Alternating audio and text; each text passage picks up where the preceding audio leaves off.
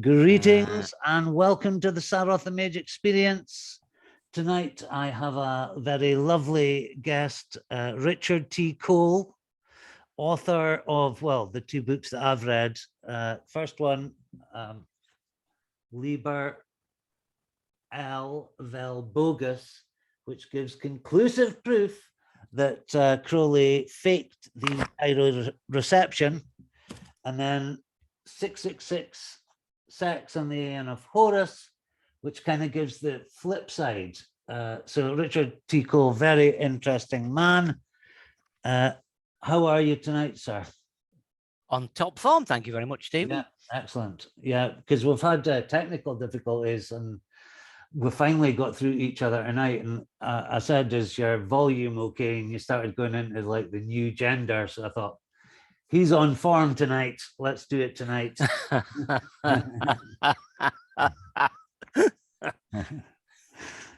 So let's start with a very basic question. How did you get into Crowley, and how did it develop in your adult life? Started with my grandparents, I guess. They were quite big into Crowley, and not many people can say that.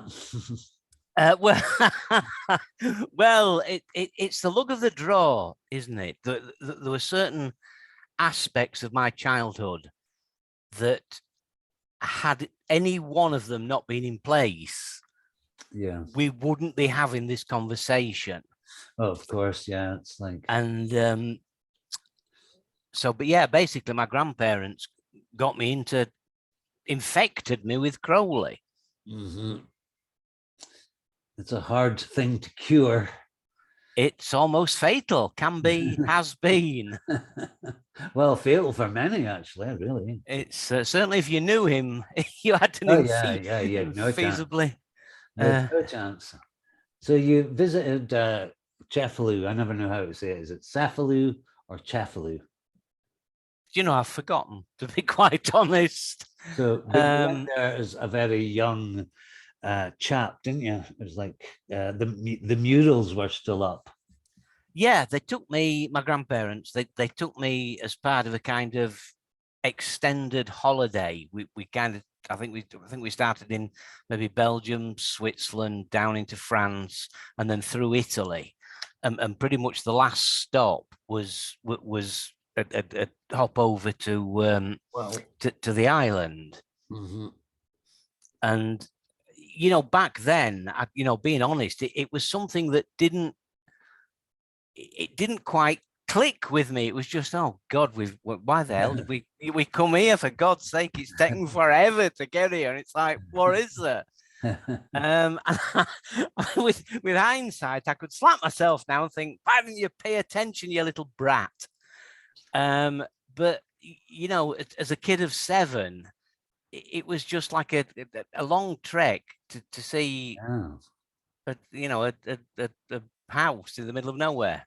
Yeah, I imagine it kind of was with the murals, kind of disturbing and shocking for such a young chap. I don't particularly remember I remember being fascinated because there was a lot of dust around, and the dust was filtering through into the windows and making a very I've seen that. Yeah, you know, like you see in photographs. Yeah, and that added a very surreal quality to wandering round a place, because it really was, you were in like this kind of surreal alter world. Beautiful. It's, yeah, it was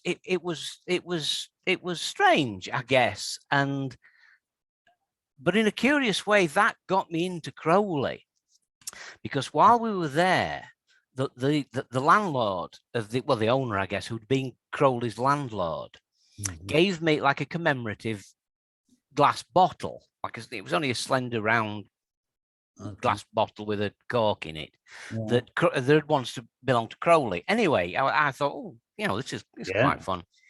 So when we got home, I put it in a very specific place. You know, there was no question about where it was, and there it stayed until the Christmas when someone, probably my granny, bought me a copy of John Simmons' The Great Beast. Yes, know it well. Yeah, it's a fabulous book. Much berated, but my God, it's a fabulous book. So I decided, you know, that kind of, let's unite the book with the bottle that once was the possession of its. Anyway, the upshot was the bottle had gone. It had vanished. Absolutely. I mean, to this day, I've no idea what happened to it or how it migrated. But anyway, as children do, I got the idea that Crowley's ghost had been a little bit pissed off and had kind of flapped over to England to reclaim its. Yeah, that's what I would have thought. It's bloody bottle, and I mean that was. You look back on that now and you think, oh, really? Do you really think that? But, you know, as a 7-year-old kid, that was a genuine, like, wow, that were impressive. And that got me started on a quest to understand what the paranormal was. I was going to be the person that finally said, look, this is what it is. This is how it works. This is why it works. And try it for yourself. Just do that. And I wanted to be that person. And it was Crowley that set me on that quest. Yeah, it's an immensely difficult thing to do, though, because magic has no formal terms. So everybody's calling the same experience as something else. So it becomes like you say about Crowley, when he, after whatever did happen in Cairo happened, he pumped out mush for ages, just meaningless drivel, really, trying to explain, because it's transcendental experiences are beyond language, isn't it? Absolutely right, and I believe, but you know, but part of Bogus, what Bogus is saying, is that the Cairo literature that we have today, for God's sake, don't take it literally, because it isn't. It is Crowley's best method, best possible way of describing an experience that at that time, that particular historical moment, he did not have a hope in hell of understanding. Nobody did at that stage. And I think it's only in consequence of actually living now in what he described as the Aeon of Horus, can you begin to say, well, hang about a minute. If you look at what he said in a slightly different way, he was bloody right. Oh, absolutely. I mean, a lot of Crowley's stuff hasn't maybe, you know, because we've got internet now and it's so easy to criticize people's scholarship and stuff. But the main thing, it's funny, that's why I got you on the show, because the things that actually pinged with me in Crowley or Thelema or whatever were the idea of being able to manufacture genius, and what was the other one again? Oh yeah, of course, aeonics. Yeah, because I could see, you know, the world does go through cyclical changes, and we're definitely going through some shit just now.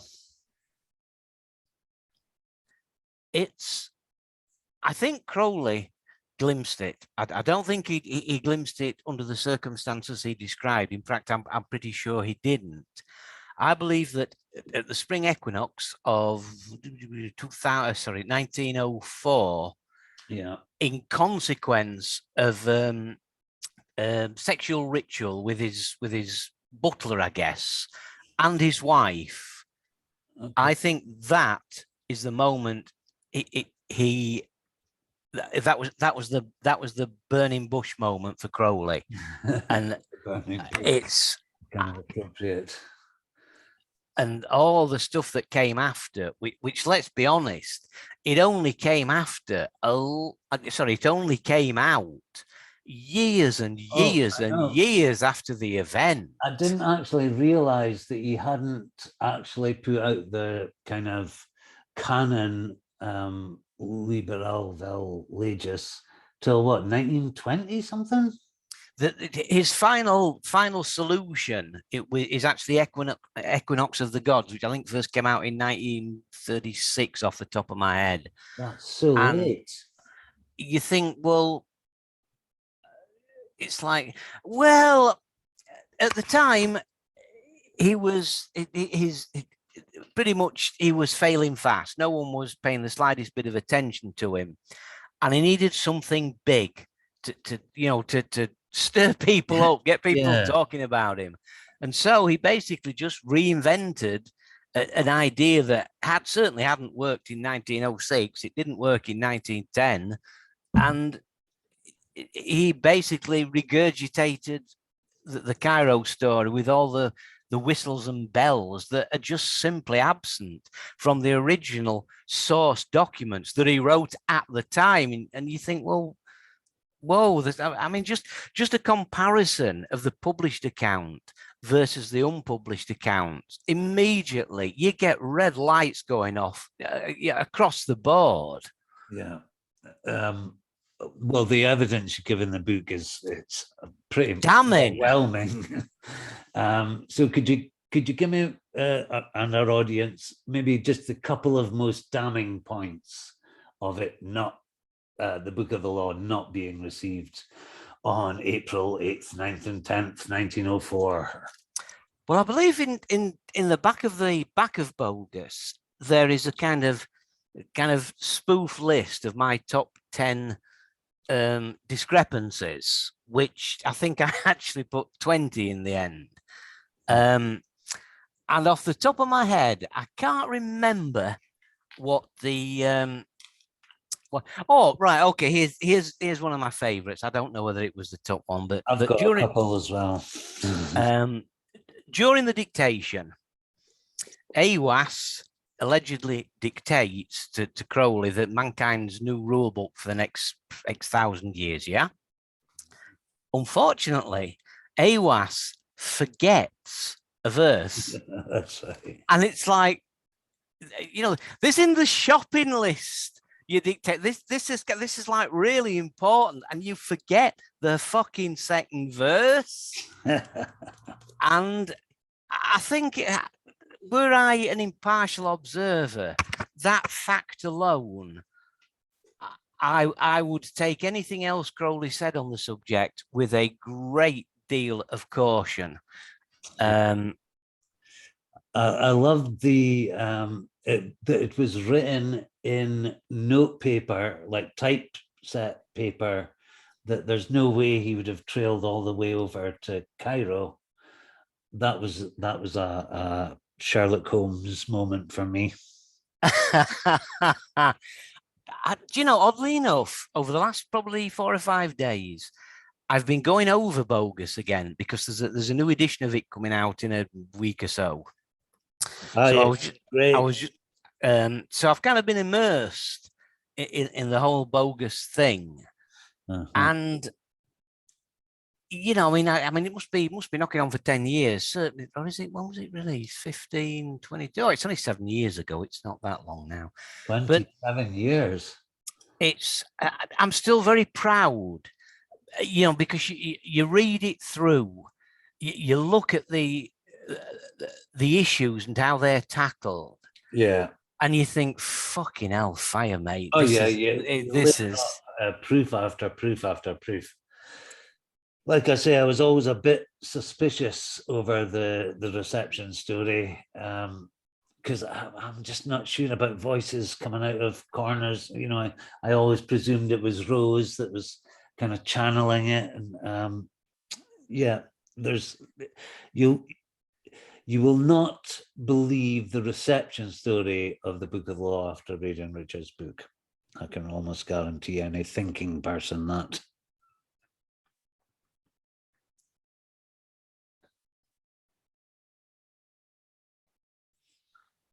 You still there, Richard? Yes, I was just about to ask the very same question of you. You seem to go quiet for a second. Yeah. It was I could not agree more that if you read Bogus with an open mind, you can only come to one conclusion, and the conclusion is it didn't happen as Crowley suggested.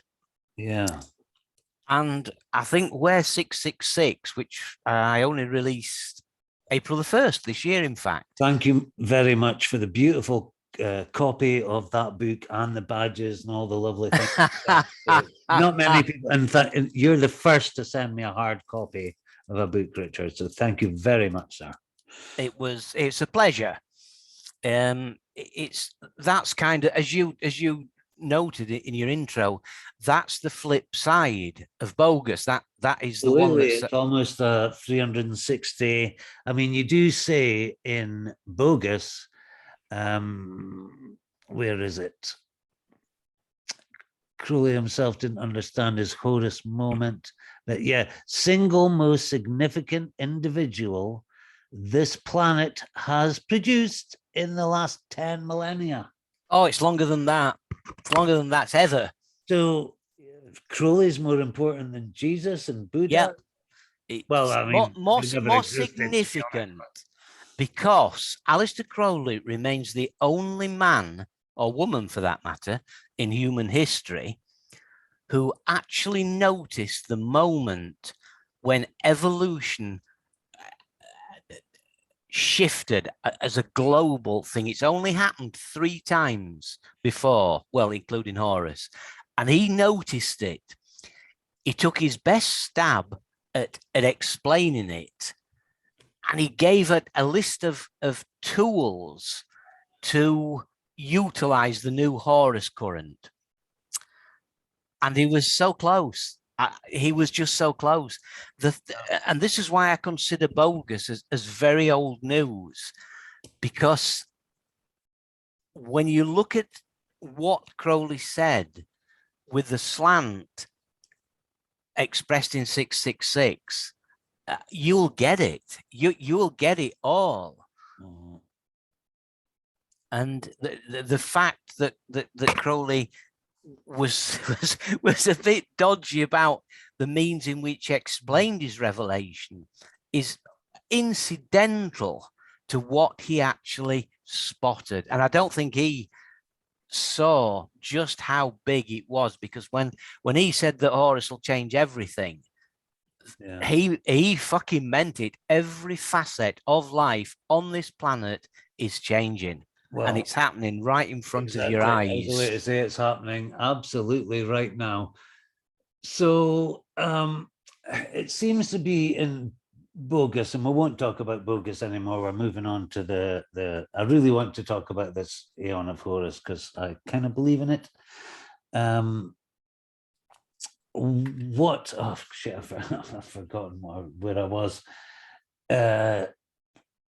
Crowley, yeah, so there's like a balance between Crowley completely fabricating this document to Joseph Smith his way into a new religion and riches, or there's the Crowley that genuinely didn't understand what had happened to him, and over the years he kind of pieced together what he thought.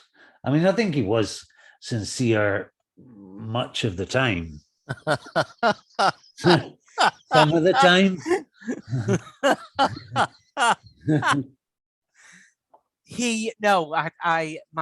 My laughter is very much misplaced.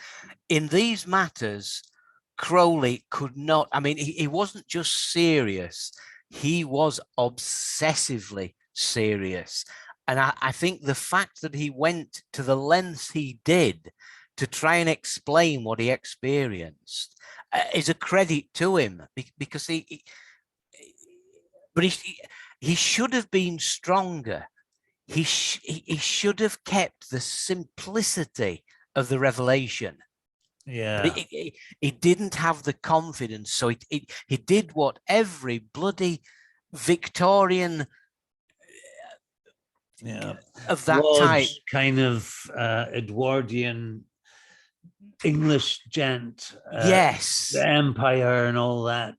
And he turned it into this bloody baroque flipping automaton, I think you call them.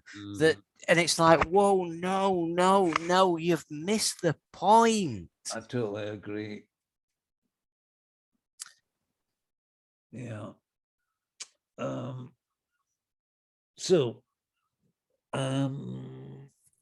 Are you, sir, a practicing magician?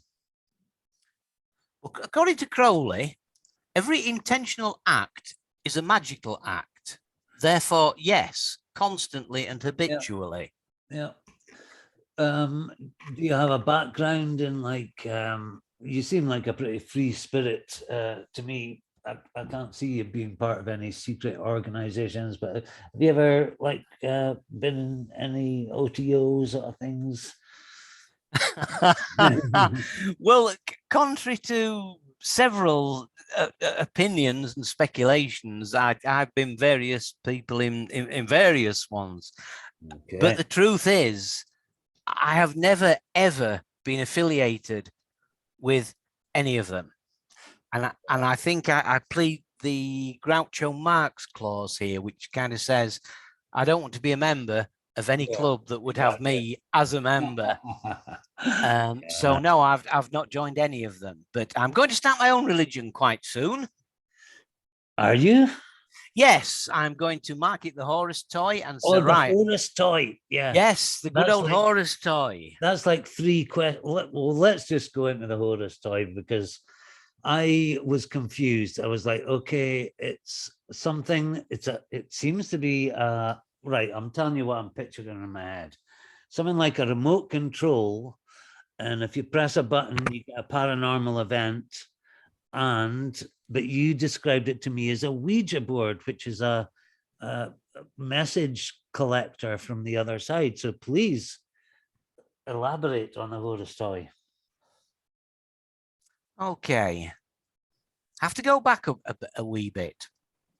Starting, as I mentioned, with Crowley and my kind of interest in the paranormal, I wanted to understand what the paranormal was. Thanks to my childhood, I had no doubt that it existed because I'd just experienced so much of it. It wasn't a question of, do ghosts exist? It was like, well, yeah, of course they do. I saw that one last night. And I wanted to understand what drove the paranormal. Because, you know, being honest, in the last X thousand years, we've produced an awful lot of theories and speculations and conjecture, but no one's actually defined. No, we've made no progress towards an understanding of it. No, none at all, really. And that bothered me because you think, well, something that's been a part of our lives going back millennia. Why don't we understand it? I mean, we understand electricity, you know, we can do gas, we can do nuclear power. Why don't we get this particular facet of our life? And that question puzzled the hell out of me. And to cut a very long story short, I probably in the mid-90s, I got involved with a project involving a crystal skull, which I guess back then kind of went viral before the internet. It really caught the attention. And the experiences I had with that experiment led me to form some quite specific thoughts about what the paranormal was. You say all aspects of it are one phenomena. Yes, it's kind of like electricity. Some people will plug in their light and there'll be light. You can plug it into a computer and get computer stuff. You can plug it into a TV. The effect generated is dependent on the person plugging it in, but the engine, it's a one-size-fits-all engine, and that was the theory that I was kind of working on. when I think it must have been July 2013, I think, around about then. I was taking my partner's dog for a walk. And I don't know whether you have people with dogs, you know, people with dogs, but if you, especially if you don't have children, people with dogs, it's the dogs are like the most sacred possession. Oh, hell yeah. Yeah. So whenever I took it for a walk, I was completely paranoid about the thing escaping by some act of God knows what malicious God. Anyway, we were sheltering under a big tree thing. We got caught in a quite sudden downpour. I was sheltering under a tree, and all of a sudden, I thought for a second I'd been hit in the face with a cricket ball. Or possibly even some kind of high projectile shell. That's sore. I was completely thrown out of my daydream. And my first thought was, oh, fuck, the dog. And I looked down. And as I looked down, the dog was scampering away into some bushes, I don't know, 20, 30 yards in the distance. And I remember thinking, oh, fuck, I'm dead. And at that point, I felt a tug on the lead in my hand. And her new dog, because the had died several months, probably about 6 or 7 months earlier. And I'd been taking the new one out for a walk. And all of a sudden I thought, fuck, what I saw was the ghost of the old one. And I saw it because of what happened in that immediate instant. And at that point, I thought, fuck, I may not understand what the paranormal is, but I now understand the conditions. It's like lightning in the sky. Absolutely. Under certain conditions, lightning happens. And I began to look at the paranormal as when that, and that converge, you see a ghost, an alien appears, Bigfoot walks across you. You get a metaphysical experience. A burning bush would be a good example. Yeah, absolutely. And so I conceived a device that would, I quote, provoke a supernatural incident. Yeah, and I was interested me. Very careful about my choice of words, because that is what it does. And I discovered this quite accidentally. I was fiddling about with a few of the components in a prototype version. So this is an electronic device. Yes, it was a mechanical, physical device. Yes. Yeah. And like I say, I was content to see if I could align. I think I was working with 2 components at the time. I think there was a visual one and an audio one. And I accidentally triggered it by doing something stupid. And it was and at that point, I clearly triggered the device, because as I think I explained in the book, I think it was 3 days later, I was emptying my bins, and Mr. Flipping retro 50s guy turns up at the door. And it took me a while, because I was not expecting the gadget to do anything, because it wasn't finished. It was nowhere near finished. Yeah, but I'm very curious. Well, I made a misunderstanding. I figured that to line up all of the requisite parameters, it was going to take some doing to get all of these things to trigger at the same moment.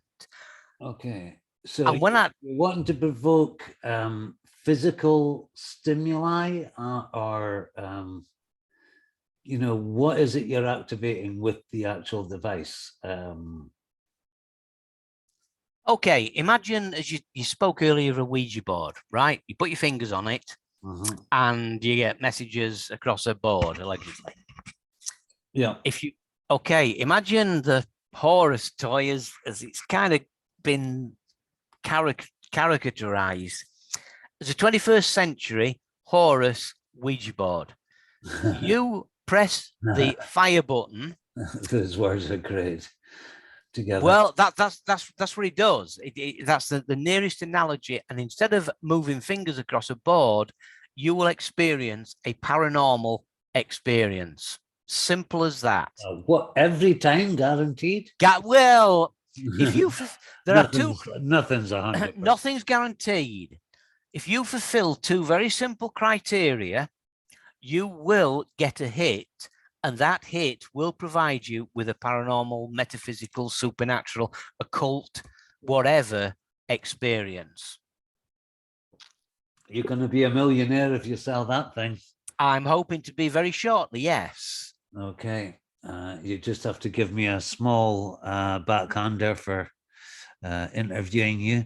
It's yes, I'm sure we will remember this interview in years to come, when I'm thinking of you from my island somewhere warm. And I'll be somewhere below.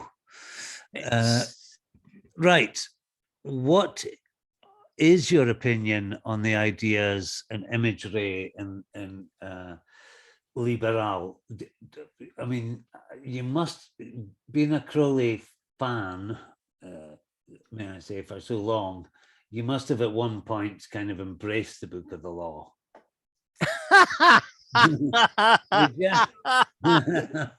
It's right. Okay.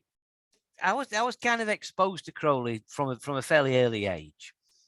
And I remember my grandparents reading me kind of bits of the Great Beast alongside the kind of classics of literature. Wow.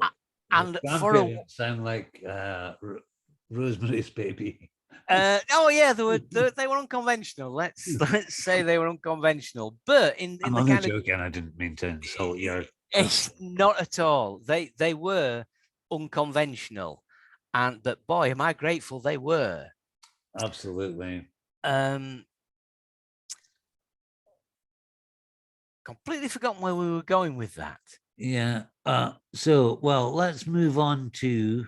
Oh yeah, we're in about the Book of the Law, and I was asking. That's right. Do you think, because he linked that peak experience he had shagging a waiter and his wife in Cairo in 1904? That's what happened, right? That's the thing that got him through the New Aeon. Yeah, that's what got him into the New Aeon placenta. The well of consciousness. Well of consciousness. He got right out to the bottom, stuck his head out through the other end, saw the new Aeon, and thought, "Fucking hell, this has blown my fucking mind." Yeah. Right. So now let's go into specifics about the Age of Horus, because, I read Crowley as a teenager, and as I was growing up, I was like, fucking hell, this is the age, children, we're all children. The internet age has become, has taken over the world, Yeah. And I was also wondering what you thought about artificial intelligence. I do apologize. Could you repeat that last bit? My signal dropped out. Sorry. And also, artificial intelligence, where does that fit into the Aeon of Horus? That is something that I shall be completely honest with you. It's something I haven't considered. And having heard you now mention it, I'm thinking, fucking hell, yeah. How does that fit? That's a very perceptive question. I like that sort of question. Thank you very much, sir.